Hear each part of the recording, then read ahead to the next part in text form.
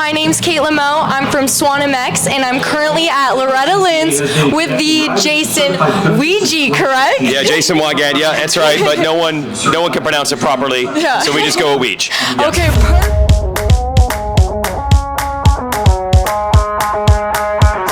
So how are you doing today so far? It's great. Loretta's is awesome. I've been doing this for a long time. Hopefully way longer than you would think I would, based on what I think I might look like these days. But we've gotten a lot smarter through the years. We have an apprentice program that helps us out. We have a lot more announcers than we used to. These used to be the by far hardest days of the year. Now they're pretty hard, but they're still really fun, so we're good.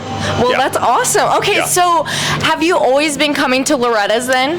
Yeah, so it started for me. I always wanted to do this. I always wanted to race growing up. My parents were not into this at all. No dirt bikes, no racing. None of this is allowed. Loretta's was basically a four-letter word, like don't dare speak it in this house. You're not doing that ever. So for me, it only started when I got this job as an adult out of college. That was 2002, first year I came. Oh, wow. Been here every day since. Yeah, as I'm saying, hopefully the years look surprising. Yeah. So that's, I guess, 23-ish years that 23rd time I've come in a row. And honestly, it does not seem really any different. Like, we just had Cooper Webb in a moto that was announcing with us. He won the P-Dub title that first year I was here, and he was marveling at how different the track looks and how different it looks. In my mind, it isn't any different. It's the same thing every year. Yeah. Wow. Yeah. Gosh, that's so fascinating. Yeah, it's wild because there's a term you might someday learn when you're a parent. I'm assuming you're not. I'm not. Okay, you might someday learn this. They always say the days are long and the years are short. The years just click off, whether it's 02 or 2012 or 2022 or 2024. I feel like I was here last week, and next year it'll gonna feel like it's a week from now. Okay. Can you give me a little rundown? What have you been doing this week? I know you've been announcing because I've seen you. Honestly, the announcing is a lot, but if we're only that, it'd be a lot less stressful.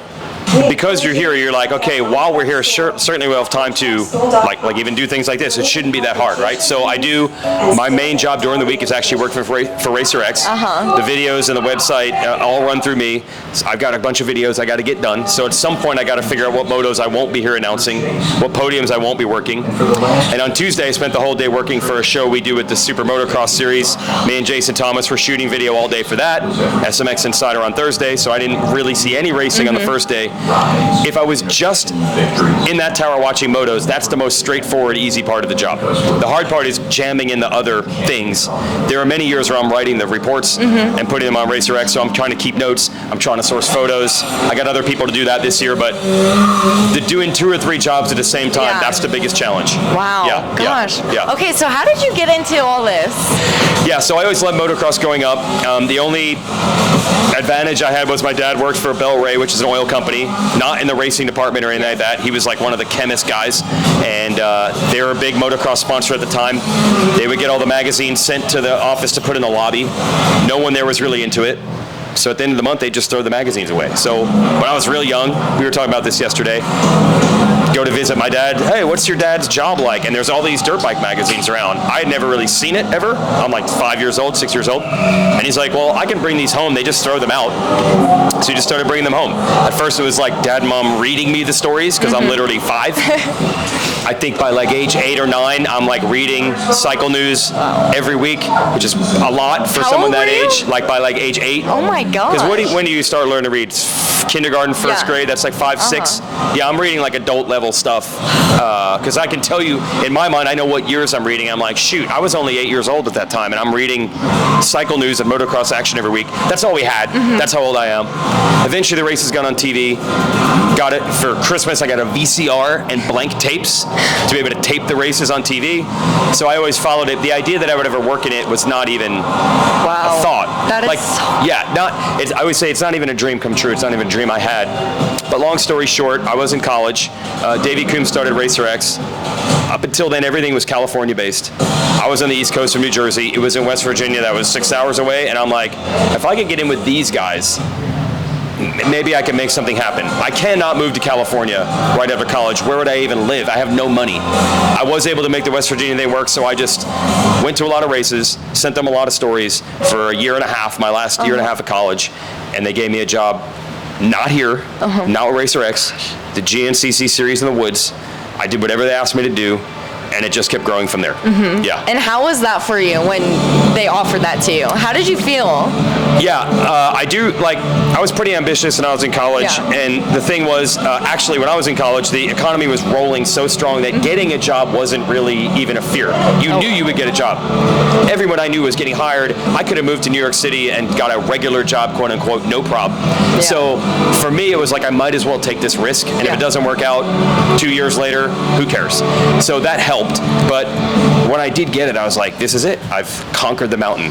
But then the work actually starts, and you're at the bottom, and let me tell you, the company was not organized at all. This is like 3 years into being a magazine. It was barely a company. I showed up at the office, and most of the people didn't know why I was there. I didn't get paid for months. I had to buy my own computer to do this job that they did give me, but also didn't. I don't know. It was tough. I was like, I feel like I shouldn't be here. Maybe this isn't meant to be, but I just kept telling myself, if you quit, you'll spend the rest of your life saying, why didn't you just stick it out?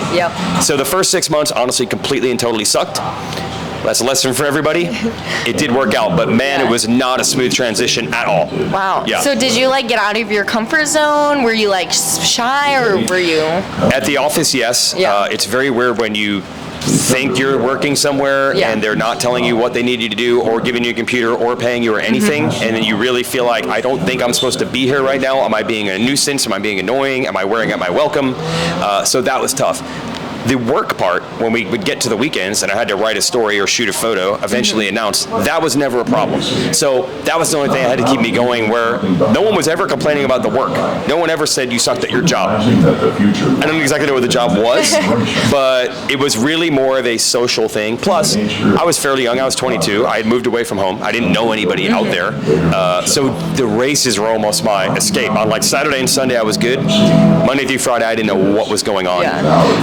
We've hired a lot of new people in the 20-some years. I try to make sure no one goes through that again. So it's, all you gotta do is work your way up for the bottom. That's the number one thing. Wow, that's awesome. That's amazing. Oh my gosh. Okay, so what is your advice to future announcers who want to announce? A couple things is, I did not even start as an announcer. I was just willing to write the stories and do what no one else wanted to do. I wanted to be an announcer. I didn't even tell anybody that, because I'm like, everybody wants to be the announcer. The competition for that job will be mega, and I don't want people to put their guard up and other announcers because I was a nobody. They could have kicked me out instantly if I was perceived as a threat.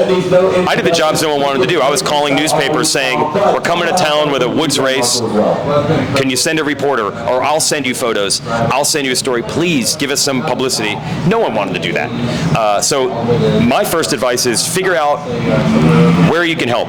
We get plenty of letters from people saying, I want to do this because it's my dream. And I'm like, yeah, but no company they're not in the charity business. You have to tell them, what can you do for us? We don't care if you want to do it. Tell us how you can help our company, and then we'll find a place for you. So I found where the weaknesses were and what I could do to help. Announcing eventually happened because I was around so darn much, and these are long days, as you've noticed. Eventually they'll stick a microphone in your face, and if you can kill a half hour, they're happy with it. So that's my first piece of advice. Just be willing to do the jobs no one else wants, and do not add drama. No one wants to hear the new person complaining about their lot in life. So do it, don't complain. I still try to be as low drama as I can. I feel like even if you're doing a good job, if you're doing the best job you can, then what can you do to be even better? And it's like, okay, let me figure out how I can not take away in other ways. If we can, as the announcers, not have the people in the office have to worry 1 minute about what we have going on, that's a 20% even better. Announcing is great, but also not being a problem makes our job even better. So that's my number one thing. Be willing to do the crud work. It will feel like it takes forever. It will feel like you're getting nowhere. You'll want to start complaining. You'll want to start feeling disrespected. Don't do it, because you never know when that next door opens. It will, though. It will. Yes. Wow, okay. There you go. So when they put a mic in front of you, how were you nervous, or like, were you just like... This is weird, my past. So I learned somewhere around like 13, somebody said, you know, public speaking is, some people think that's worse than death or a second to only death on like the fear list. So I heard that and I'm like, oh, so that would be an easy job to get. That would be a job no one wants. But you can't do public speaking, like I don't have public speaking as a class in school. So I tried to do anything I could that was reasonably like that. So I'm not joking. I was like, well, they have theater performances here. That's as close as I can get. So I literally started auditioning for the plays when I was in middle school and high school. And by the senior year of high school, I was like the lead in all the plays. I had zero interest in being an actor, in being a singer. Definitely not dancing. That was disgracefully bad. I had to scrape my way through a little bit. So I was like the lead in all the high school plays. When I went to college, that was what I was used to. I moved to college and I auditioned for the play the second night I was there on campus, and I got in. Wow. And then our freshman class, one of our assignments was to go to a play and review it. I was in it. Yeah. And that was all... Yes. Yeah. I had to cover the play I was in. The point being, I was only doing it because I've always wanted to have a microphone. I've always wanted to do public speaking because apparently that's a job not a lot of people want. It's so scary. The first time they stuck a microphone in my face, they were like, I can't believe you're this good. You've never announced before. And I'm like, kinda. But I've done hundreds of nights on a stage singing in front of an audience. Yeah. This is not that different. And I know motocross, up, down, left, right. So it wasn't that. I tried to low key it and be like, I don't know, beginner's luck. But I already kind of knew what I was doing. And most importantly, though, I was just helping. I was always helping. I was never asking to do anything. I was like, if you need my help, I can help. That's what people actually want. How can you help me? We don't care about helping you. How can you help us? Wow. Yeah, there you go. Wow. Yep. Oh my gosh, that's so fascinating. Gosh. Okay, so what's been your favorite part about your job? Yeah, so Announcing. obviously I have eventually moved my way up to eventually be the pro motocross TV guy, and then this year finally I got to do Supercross, which I had been trying to get in that door for this entire 23-year journey. Wow. That is awesome and amazing. But I honestly, this is going to sound so standard and cliche, but when I'm here at Loretta's, there are so many groups of people that are like, these are my best buds, and there's another group of 5 like, those are my best buds. That's really what it's all about. And I've thought about what would life be like if you didn't. Some people don't have friends. No. Some people have a few. Yeah. Maybe all they have is their immediate family. Like, I can't even count. There's probably 200 people here who I feel like are my best buds, and I don't know what life is like without that, but I would assume that that's not typical, or I'm extremely fortunate. That probably is the best part of it, and so much of it happens here because, as you've seen, there's a lot more chit-chat time, bro-down time, hangout time. The pro races is you fly in, you work, you go home. Oh, really? It's a lot more hanging out here because we're here for a week. So, honestly, when I really look back, it's probably going to be like, that was really cool, and I had the best friends in the world because of it. That says a lot. Wow. Yeah. Wow. And eventually they do pay you, so I get to make a living doing it, which is cool too. I don't have to worry about that. But the friendships, my buddy Kevin Kelly, who's up in the tower with us, we're best friends, but we only see each other 2 weeks a year. Yeah. Wow. Really? But it doesn't, we announced Daytona together, we announced here, maybe we'll bump into each other at another race. How did y'all meet? Of course, at the races. Okay. And then we were kind of package dealing it, like, I want to do it with Kevin. They again gave us the stuff here no one wanted to do. We got to announce at night we were doing a review show that some of the older folks didn't want to do anymore. They handed it off to us. I believe truly expecting these guys will suck at it for a night or two and then it'll kill it and we won't have to ever worry about it again. This was 2002. Were you even born yet? I was born actually in 2002. Okay, what month were you born? October. Okay, yeah, you were not born at this time. It would have been August this time of 2002. That is sad. They let Kevin and I interview the guys at night in the announcer's tower, and I think they truly expected by the end of the week the show will be dead because they will fail, and we won't have to worry about this anymore. And we did it, and then we did it the next year, and then eventually they're like, do you guys just want to be the announcer's during the day and do the night show? And then we are still doing it today. Heck yeah. Yeah, but again, remember, we were only doing the show they didn't want to do, and they handed it to us. And we're still best buds from those days. Oh my gosh. Yeah. Wow. Okay. Yeah. So we're gonna take a little side note. Go ahead. What else? What do you like to do for fun? Well, that's the problem. There isn't a lot of that. There isn't a lot of that. Are you always gone for work then? Yes, and every weekend. The real problem is in this industry there is not what we call, I guess, I'm not familiar with the term, comp days. Is that what a real job would call it? You work the weekend, yeah. So you've earned like 2 days during the week off. I think that's how real jobs work. Interesting. Yes, okay. It does not work that way. My wife worked for newspapers, and she has never been able to, in the 16 years we've been married, understand this idea that they made you work Saturday, Sunday, but they didn't give you off Monday, Tuesday. Because in real jobs, that's what they do. You work 5 days a week. Yeah. No one in motocross is doing that. No, you work the weekend. Yes. So during the week, I'm still full-time at Racer X. Yeah. Monday morning is the gnarliest work day of the week, and I just traveled Friday and Sunday and worked Saturday. There is not you don't get 5 minutes of reprieve for that. If I'm lucky, maybe Thursday's a little light, and it feels like I can get some errands or do some laundry or something, but it is 7 days a week, my entire adult life. That's the problem. Most hobbies, my boss Davey says it all the time, the first thing to go is riding your dirt bike. Good luck finding time to do that. So if you love this, which most of us do, you're kind of giving up the thing you like the most. Yeah. That sucks. I would love to be one of these dudes that's riding all the time or riding a mountain bike all the time. The amount of stuff you miss when you work 7 days a week and you're gone on weekends, there's a lot of it. Luckily, I don't even know better.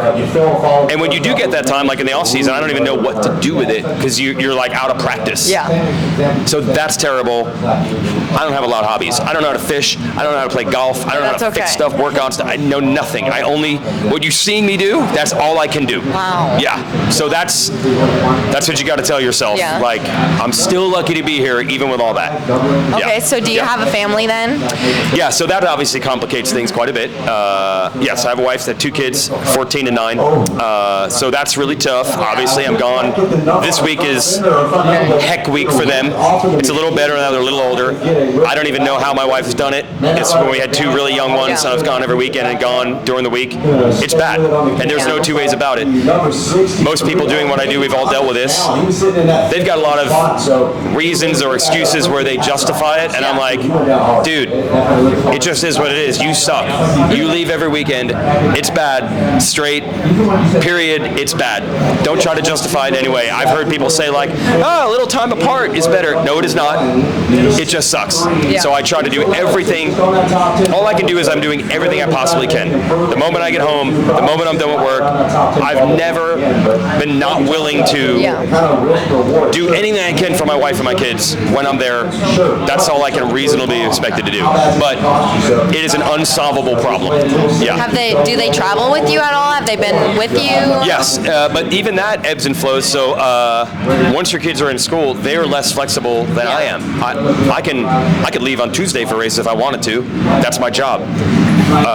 When my daughter was young, we would go to California in the winter for Supercross. It was really fun, and then it did dawn on us one year, like, oh wait, next year she's in kindergarten. We're not allowed to leave anymore. Yeah. Absolutely. My daughter's 14 now. We're getting to the point where she'll probably start going to a few races with me. She'll have to skip school on Friday, which isn't ideal. There's ways. Yes, we've had great opportunities. We've gone to Australia. We've gone to Europe. We've gone to, but it's like, every 2 years you get this awesome mega trip that you wouldn't have taken out of it. There's 20, 30 weeks a year that suck. So we make the most of it, but it's not ideal. And that is just like there's a hard line. You have to work your way up from the bottom. You will have to deal with that problem. It is not solvable. You just have to deal with it. Wow. Yeah. Yep. So has your daughter ever announced with you, or is she like that, or? She's not really like that, but I don't know. That's the thing you'll find out when the day comes. You think you know the personality of your kids. It changes a lot. Yeah. So like what you see in them at 8, you assume that's the way they're going to be. It changes every 9 months, 10 months, 12 months. So who knows? But I don't know if it's the road. It can go 2 ways. They can either see their parent doing it and think it's the coolest thing ever, or they can be like, it doesn't seem special to them. Yeah. You know, I couldn't do it. I was not surrounded by this as a kid. So to me, it was like the most unbelievable thing ever if I could even get a taste of it. I'm announcing races upstairs while they're in their room playing. To them, I'm not even sure it's that exciting or amazing. My son does love this sport. Yeah. He loves all sports. Anyway, I don't think this is the path they're looking to go down, which is fine. That's understandable. It's fine by me. It can go one of two ways. What you will find out, and anyone that doesn't have kids yet will find out, you have very little control. You cannot steer them. They will decide what they like. I can't make them want to announce, and I can't make them not want to announce. Exactly. So who knows, man? Who knows? Yeah. Okay, one final couple questions. Yeah. What do you think of the apprenticeship program? Honestly, I'll tell you this now. We're getting along. When we first heard about it, we thought that was crazy. I understand that the larger point is not just to have you or someone else in the tower with us for a couple hours. The larger point is that they are trying to seed the industry. There's talent out there. Like, they lucked out that the guy they hired to write and shoot photos also happened to announce. That was just luck. They didn't even know that when they hired me. You can't really rely on luck over and over. Like, someone who is really good at something will come walking out of the woods over there and bump into them. So I think it's like, we need to cultivate this a little bit. Everyone will get older. Everyone will age out. Yeah. So the real ultimate goal is we will find talent if we try to cultivate it. It's not about just you, or just the announcing. Who knows who you'll find? And we know at this race that not everybody in the family races, right? Mm-hmm. There's a lot of siblings, kids that get hurt, families that love it, but maybe they're done racing, that are out there that have other things to do. So we might find talent that can help the industry, and not just for us that run the race, anywhere. I mean, they have mechanic apprentices. We don't have mechanics at our company. Yeah. It would be amazing if one of these kids worked for a pro circuit in 5 years. That's number one. And the second thing is, as you know, there isn't really a education tie-in to motocross much at all. So I think it's a little bit of guilt of like, hey, even if you gain a skill that you don't contribute to motocross, you go into a completely different field, but you got a bit of an education and you learned something at the dirt bike races. Carrie Jo Russell Coombs, who runs this, I think she feels like we need to give back a little bit. And if someone works with her or you with me and you learn something and you're not even involved with motocross 10 years from now, but you mention, I used to go to dirt bike races and I got my first break or experience there, that is something we should be helping do. So it's a much bigger idea than I think people are, what they see is like, oh, they got a bunch of interns. Yeah, but the reason why is a lot bigger than anything we're trying to get out of it. Yeah. It truly is. Yeah. So I'm a junior in college at WSU. Yep. And my family bought a motocross track. And if they would have never bought that motocross track, I would have never found the passion for doing interviews. Is this Swan, you said? Yeah, yes, Swan I've heard of that.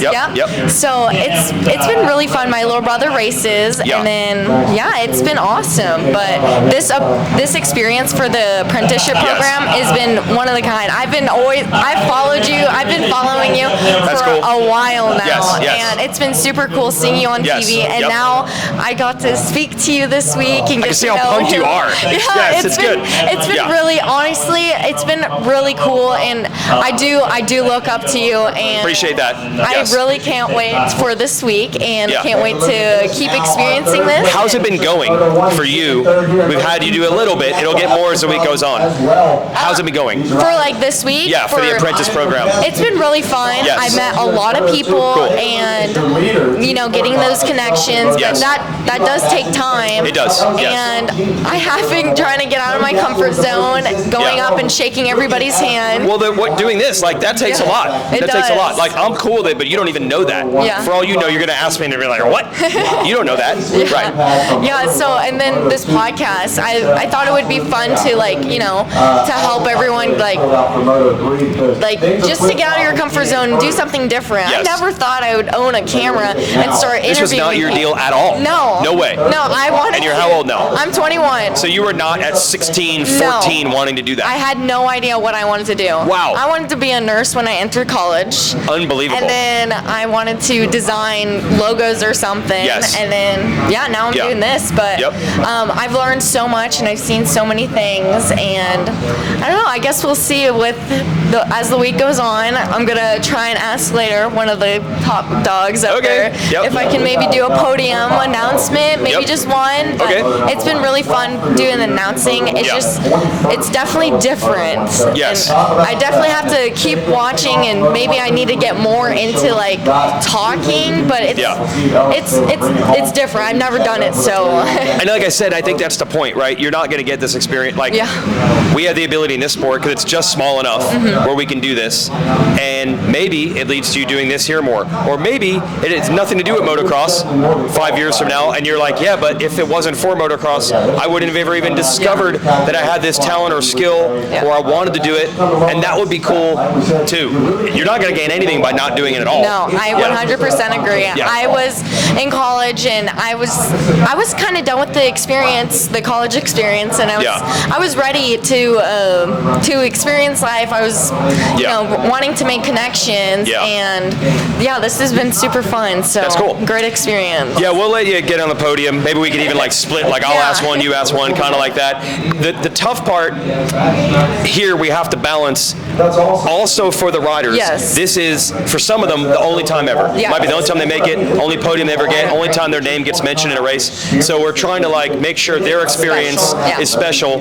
I'm sure you can handle it, but the worst thing you'd want is someone get on the podium one time in their life, and then the podium was messed up. So I agree. we can handle it. So that's always our balance. We want to do a little, but for here especially, you have to be so respectful of this could be it for anyone on the track right now, and you want to make sure that's never tarnished. And it's not really about the apprentices. Like if we as the true announcers aren't paying attention, or we don't mention them, they might never get another chance.